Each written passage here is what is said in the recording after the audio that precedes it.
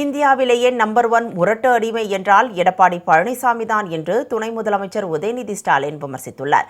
சிவகங்கை மாவட்டம் சிங்கம்புணரி அருகே திமுக வேட்பாளரும் அமைச்சருமான பெரிய கருப்பனை ஆதரித்து துணை முதலமைச்சர் உதயநிதி ஸ்டாலின் தீவிர வாக்கு சேகரிப்பில் ஈடுபட்டார். அப்போது திமுக ஆட்சியில் சிவகங்கை மாவட்டத்திற்கு எண்ணற்ற திட்டங்கள் செய்திருப்பதாக கூறினார்.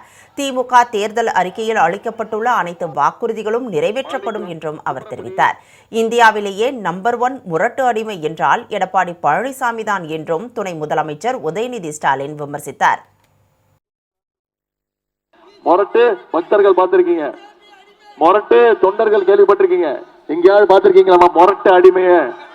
இன்னைக்கு இந்தியாவிலேயே நம்பர் 1 மொரட்டு அடிமை யாரு? மோடியுடைய அடிமை திரு எடப்பாடி பழனிசாமி அவர்கள் தான். ஜாடிக்கு ஏத்த மூடின்னு சொல்லுவாங்க, அது மாதிரி இன்னைக்கு மோடிக்கு ஏத்த ஒரு எடப்பாடி பழனிசாமி தான் இங்க எதிர்கட்சி தலைவரா அமைஞ்சிருக்கிறார். அவங்க ரெண்டு பேரையும் மீண்டும் இந்த தேர்தலில் தமிழ்நாட்டில் பாசிச கூட்டத்திற்கு, சங்கி கூட்டத்திற்கு இடம் இல்லைன்னு அனுப்ப வேண்டிய தேர்தல் வர சட்டமன்ற தேர்தல் இன்னைக்கு தேவை.